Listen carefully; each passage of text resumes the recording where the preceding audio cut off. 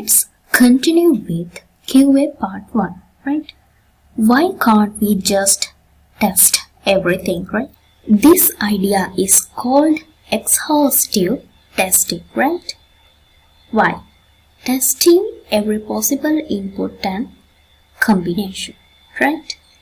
In theory, sounds perfect, but in practice, completely impossible, right? Step 1. Understanding the numbers, right? Assume a system has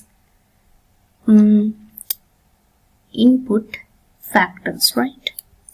We have 6 input factors and these are the possible values, right? Total test cases, how can we get? Multiply all of these, right? Okay, 20 and 4 and 3 and 10 and 2 and 100, right? It is equal to 8, 24 and 48.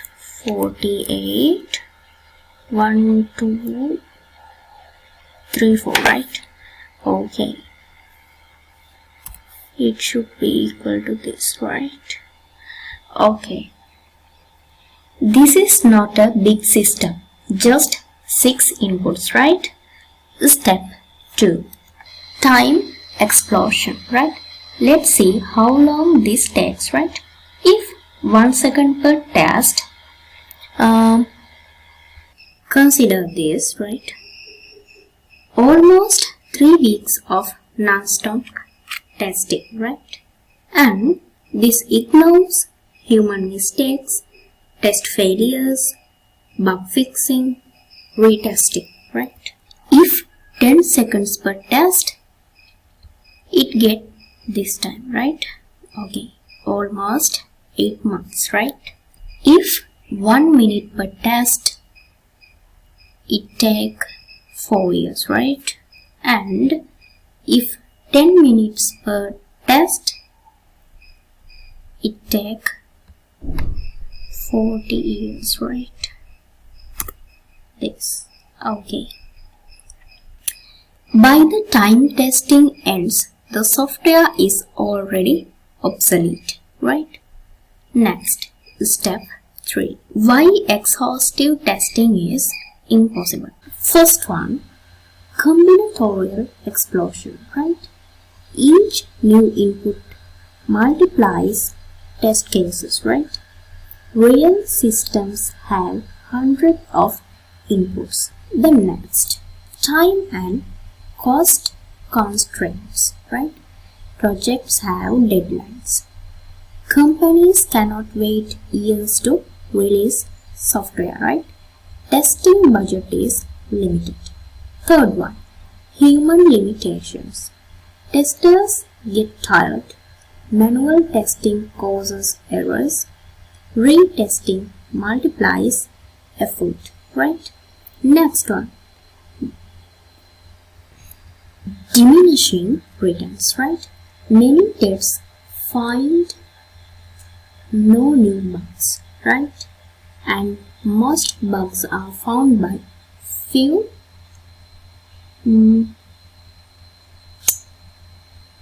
critical tests, right?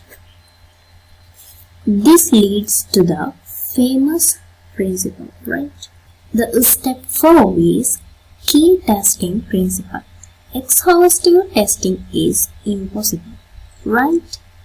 Okay. So, instead of testing everything, we test smartly. Step 5, right? What do we do instead, right? Okay.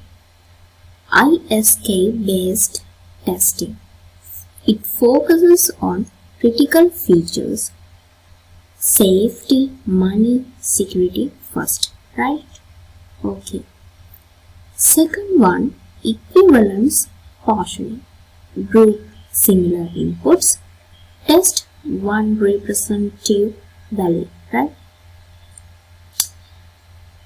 Third one, boundary value analysis. Bugs happen at edges. Test min max just inside and outside, right? Prioritization. Test what users use most. Test failures. Prone areas first, right? Exhaustive testing. What do you think exhaustive means? In plain English, exhaustive means covering everything, no possibility left out, right? So, let's test each option one by one. When all the testers are exhausted, fun, huh? But this is wordplay, not software testing. Testers being tired is not equal to testing concept, right? It is not correct. When all the planned tests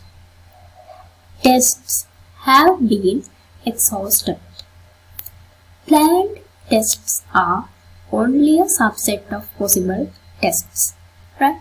We can finish all planned tests without covering all input combinations, right? It is not exhaustive, right?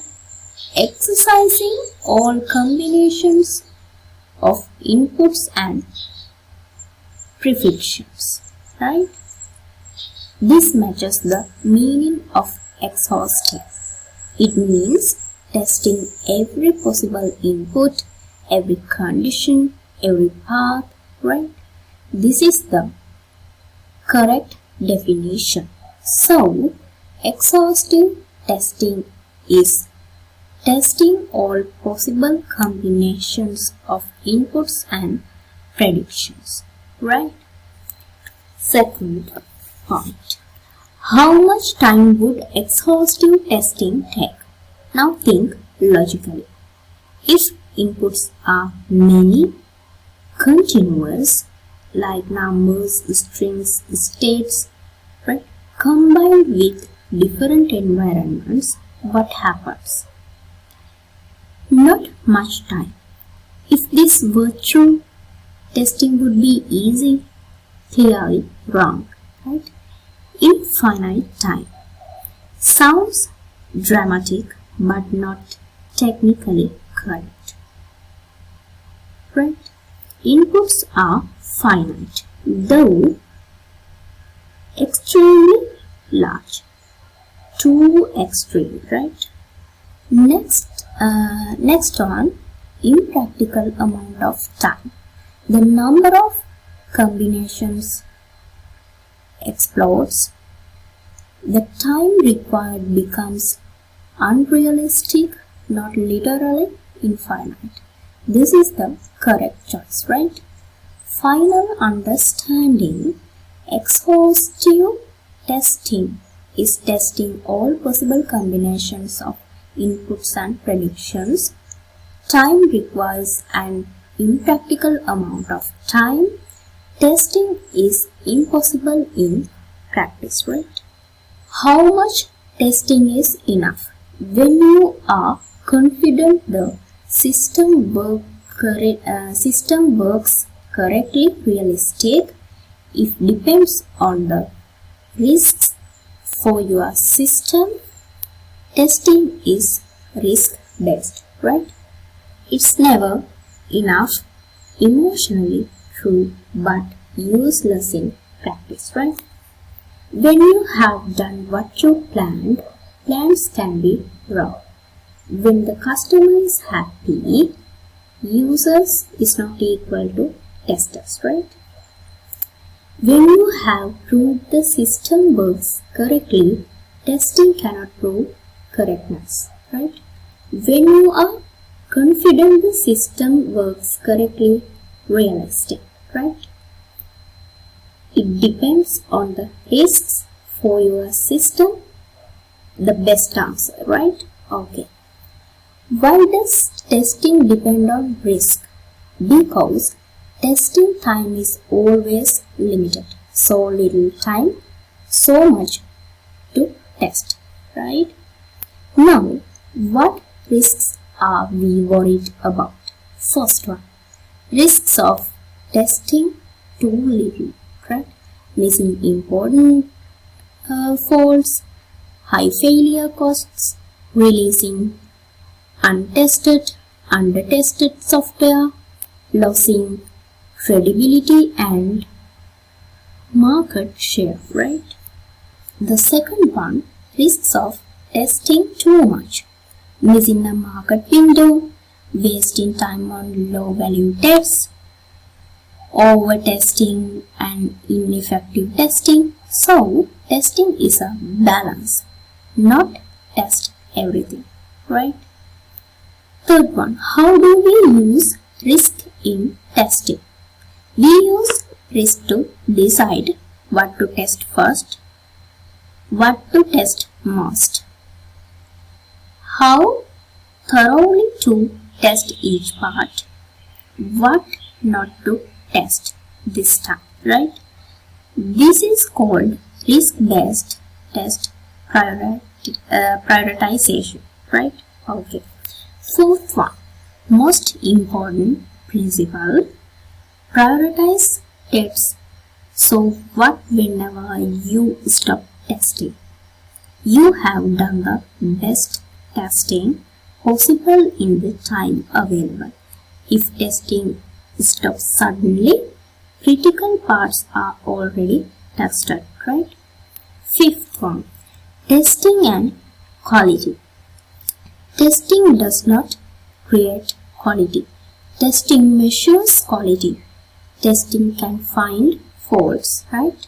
Removing those faults improves quality and reliability, right? What does testing test? Functional correctness, behavior. Non-functional reliability, testability, usability, maintainability, reusability, performance, security, etc. Load testing, right?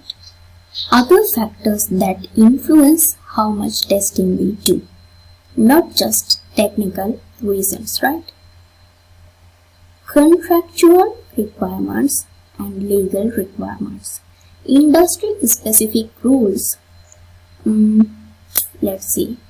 First one, pharmaceutical, FDA, compilers, standard test suites, right?